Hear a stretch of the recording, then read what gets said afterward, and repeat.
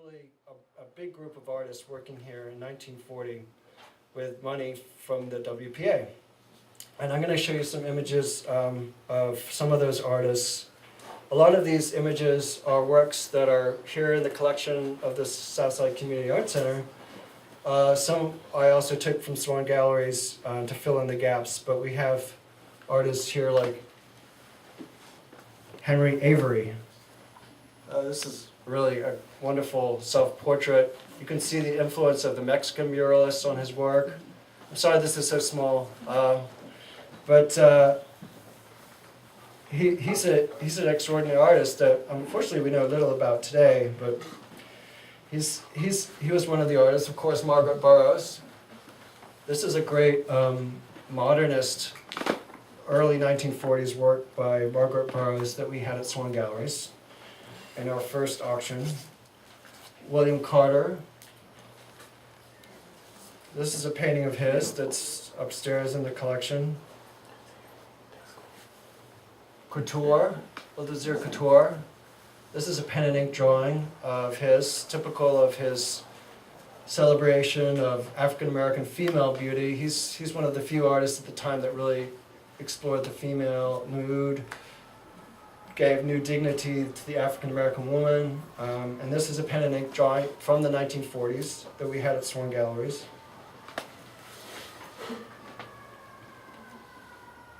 Charles Davis. This is a great sort of WPA image of the city, the gritty side of life in the South Side. Walter Ellison. This is an unusual small print by him from the 1940s. He briefly worked in the WPA. This wonderful train painting of his, subway painting of his in the Art Institute today.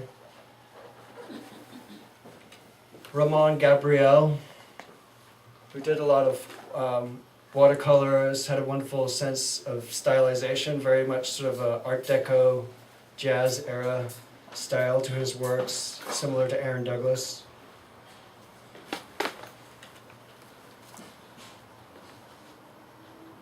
Let's see where we are. Bernard Goss, who did a lot of later large-scale paintings and murals here in Chicago, was also married to Margaret Burroughs. Fred Hollingsworth. This is a great painting. I love this sort of a modernist still life, very much like Leger or Picasso. I don't know much about Fred Hollingsworth, but I think he's a very interesting artist. Frank Neal. He did a lot of images of young dancers. This is a ballet dancer that's also in the Southside collection. Charles Seabury. He's, of course, famous for this kind of imagery of very romantic, harlequin-like figures painted on gessoed boards with very light glazing. He had a particular style. He also did a lot of theater design, costume design. And I have one more example. Another artist here, Leon Wright, who is also in the WPA. Again, not much is known about his work, but this painting is also in the collection of the Southside Center. So we had quite a group of artists here working in the WPA. And for the first time, American artists were working with a new kind of visual vocabulary. You were working for a bigger audience. You were doing murals, public works, outdoor sculpture. It wasn't just a small elite gallery crowd. It wasn't just for small exhibitions. These artists were working and finding ways of connecting to a much larger audience, and that had a great impact. The South Side was more than that. There's no real single aesthetic. There's no school of painting that they all strictly adhere to. Each found their way, each found a different way of expressing themselves, whether it was painting or sculpture, printmaking. There's different aesthetics.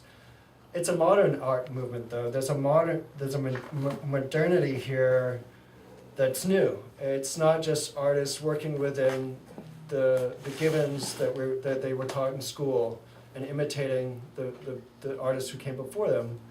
And so new artists like Avery, who's doing modernist, very precise, beautiful still lifes, to Charles Seabury, who's doing very painterly romantic images out of his imagination.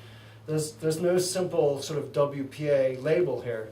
People think of the WPA and it often think of artists like Charles White. Of course, this is Spiritual on my left, 1941 painting, and this is what people think of, the WPA, like the worker. Charles White kind of started this look, and you see it even today in commercials for everything from beer to, the worker with the strong hands, and he exaggerated the arms and the hands to show that people did manual labor. They worked with their hands, and that's part of what Charles White championed, the everyday people. He wasn't just doing portraits of wealthy or the connected people. Charles White was painting everyday people and celebrating men and women who may have had ordinary lives, but he made them into heroic, larger-than-life people. So it's part of all these voices, and this is just the visual artists made up what it became a Chicago Renaissance. It broke away from what people wanted when they started the WPA. They wanted sort of safe images that would sort of appeal to the masses, the WPA things that you think about in post offices and government buildings. But it really became an outlet now for much more creative expression. The artists ran with it, and they really flourished. It's been the provenance, the ownership history of artists and their works, just having a record of where the works came from and so forth is much harder in this area because so few of these artists had gallery representation at the time. And then a lot of the works then remained with friends and family, and then so appraising the work, giving a value to the work is that much harder when so few works had come to auction. It's sort of a chicken and the egg thing we had to deal with. It's like, well, there are no auction records for this artist. Does that mean he have no value, or does that just mean that everyone's been holding on to his work? Or why doesn't this artist have more work? He's a great artist, he was in all these museum shows.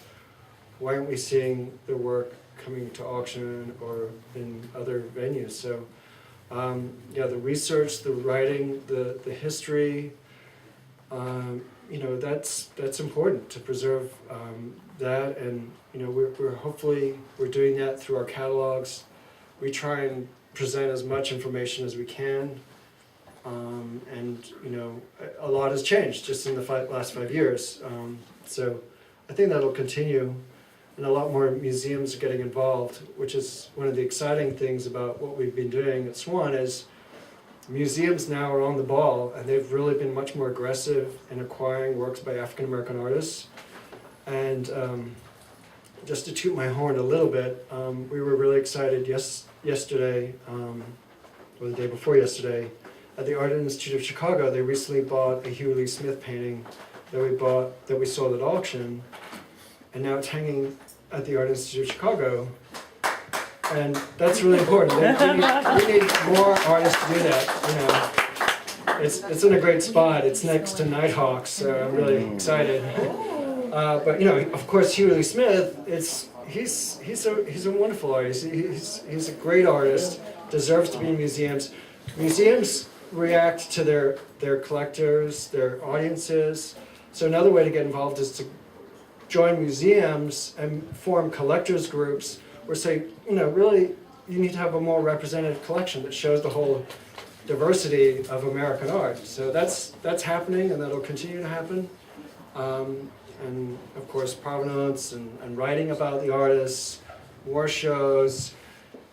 If Norman Lewis is now considered an abstract expressionist, just like Jackson Pollock, because he's getting into the museum shows, they're writing about him, he's kind of gone into that canon that he was excluded through most of his lifetime. So it's evolving, and we can all do something.